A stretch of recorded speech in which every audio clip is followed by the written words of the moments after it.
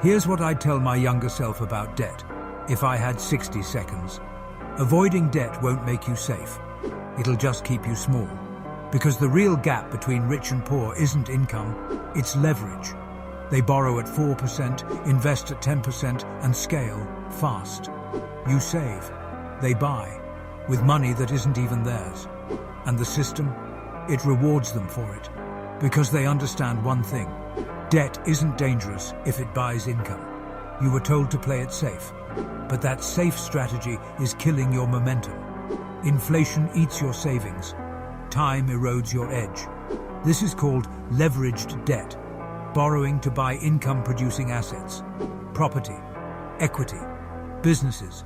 Not spending, scaling. You're not losing because you're lazy.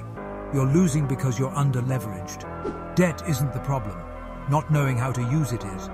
If you want to grow financially, make sure you follow me. Your future self will thank you.